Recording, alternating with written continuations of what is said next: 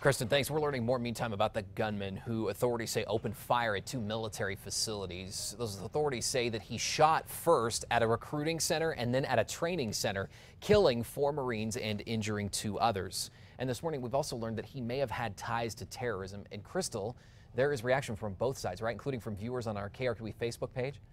Right, Adam. Now, throughout the night into the early morning hours, New Mexicans have been sending in support, sending in comments onto our KRQE Facebook page.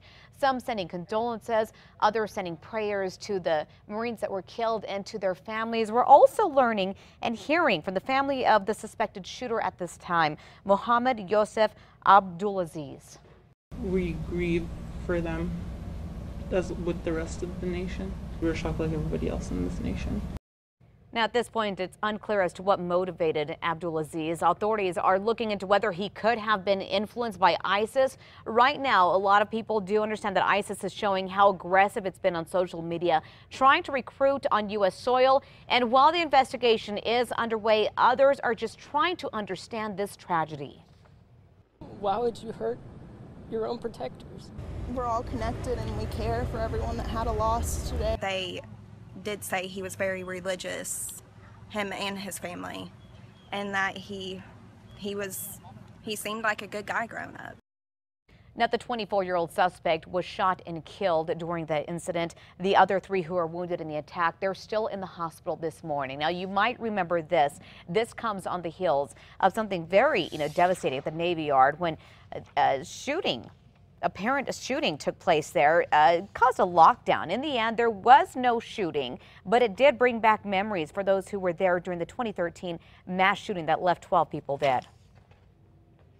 On to this at 6:03 in just hours now. Former CNN journalist Chuck DeCaro, who's still recovering from gunshot wounds from a violent robbery, is expected to thank first responders. DeCaro and his wife, former CNN anchor Lynn Russell, want to thank Albuquerque police, Albuquerque firefighters, and UNMH staff for saving DeCaro's life. They're expected to hold a news conference this morning at 10:30. And this morning, we're seeing new video released by APD of the Motel 6 shooting involving the 2 former CNN journalists. Lynn Russell told officers about the man who shot her husband, Chuck DeCaro. The officer quickly examines the motel room where police say the suspect, Mario Walton, and DeCaro got in that shootout. You can see blood scattered throughout the room and entranceway. Walton died in the parking lot. DeCaro, again, he was shot 3 times, still recovering this morning.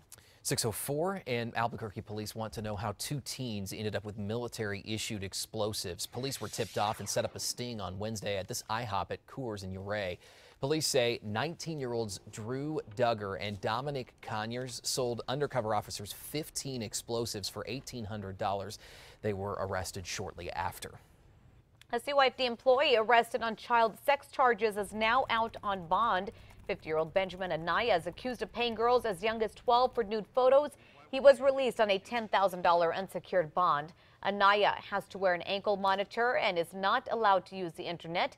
He's on paid leave from CYFD. A road rage incident in Albuquerque turns into a fist fight, and it was all caught on camera. What did I tell you? What did I tell you? Get away from me. That video, posted on ABQ Raw, was shot Wednesday near Coors and Delane. The man in brown is 26-year-old Ryan Allen. His father, Greg, is wearing a black shirt. The man in the truck wearing a black hat told us that Ryan drove by his 22-year-old son a couple of blocks away and flashed a gun at him.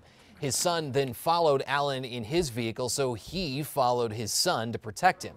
Greg Allen tells us there was never a gun. He came out of his home because his son showed up terrified. He said somebody was chasing him. So I walked out and the guy was chasing him. The man tells us that he warned Allen to back off as he was on the phone with police before he threw that knockout punch. He was not charged. When police showed up, Ryan Allen admitted that he'd been drinking and was arrested for aggravated DWI. It's now 6:06. We turn on to a developing story this morning. The United Nations Security Council set to vote Monday morning on a resolution endorsing the Iran nuclear deal.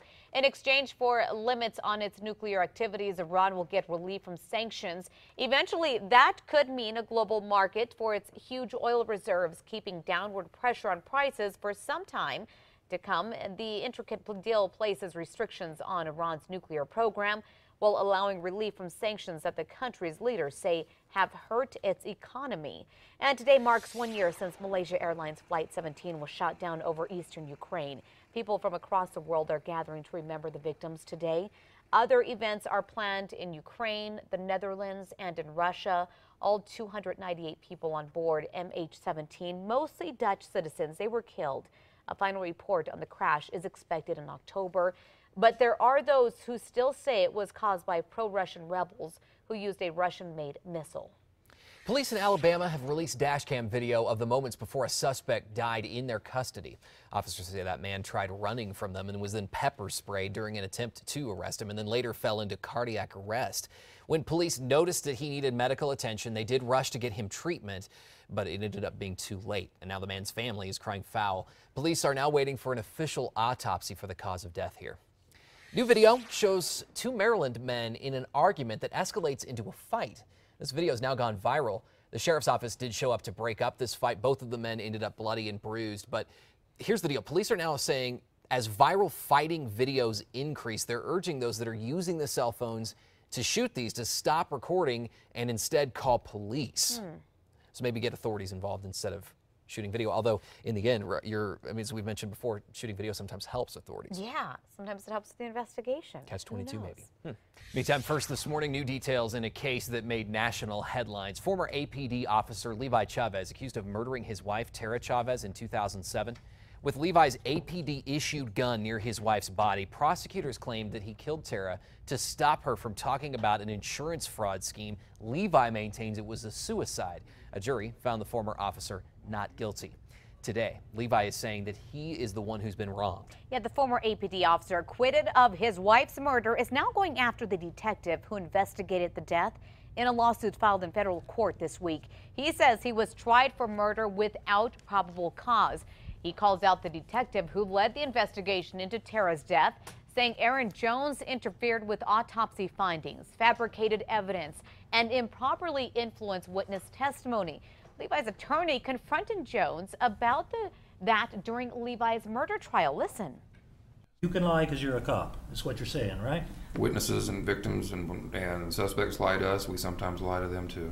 Okay. And you lied to Deborah Romero, right? I don't know about that, sir. So Jones says he makes no apologies for doing his job and that he only wishes he and the other investigators had done a better job preserving evidence at the scene. Levi is now asking for money to make up for what he calls harm done to his reputation and lost wages after losing his job. Now, to read the full lawsuit, just go to our KRQE News app.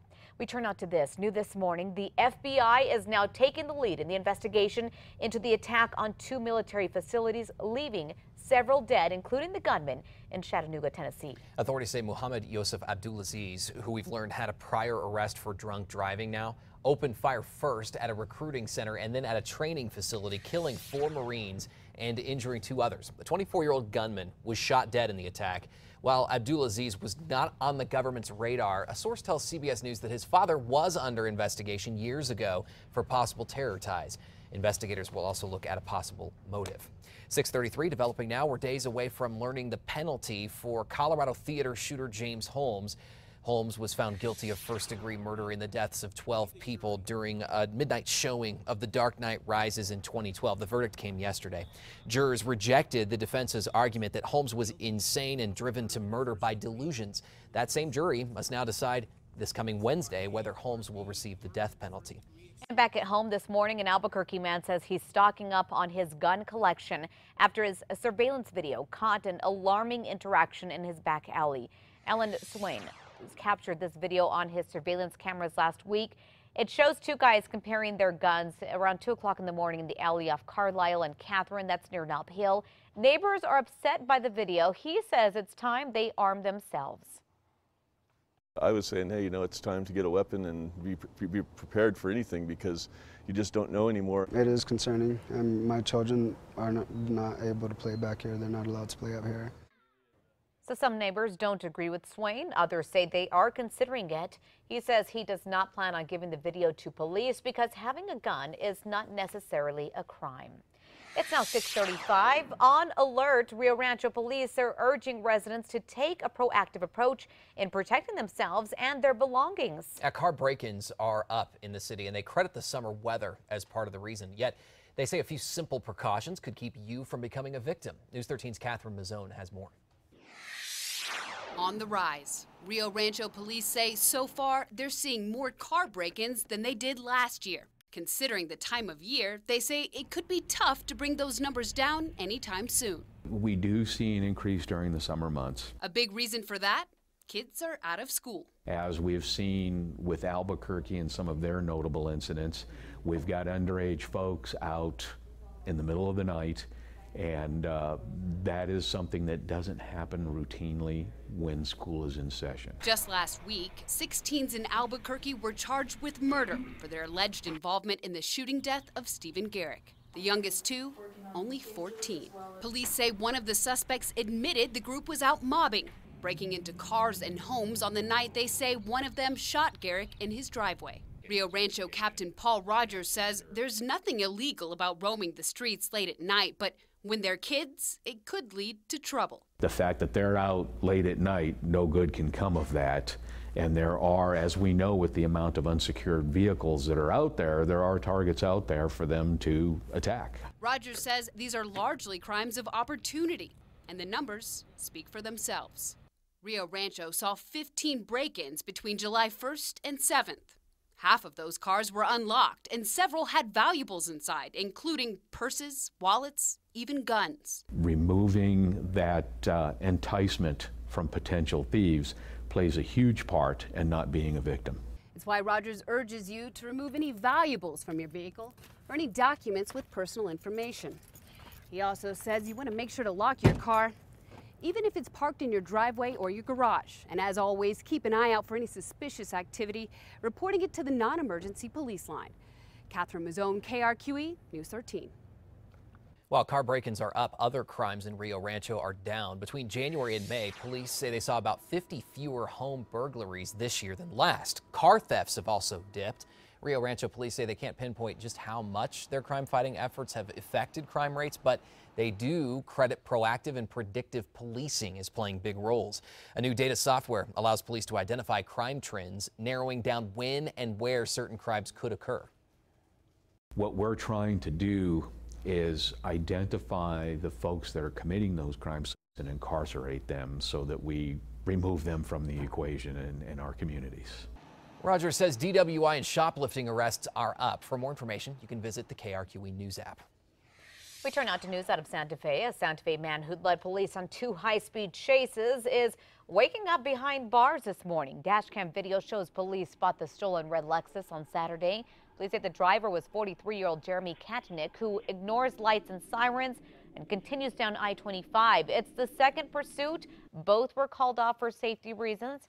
Police say their break came overnight on Monday after surveillance video from Capital City auto sales showed Katnick breaking into cars.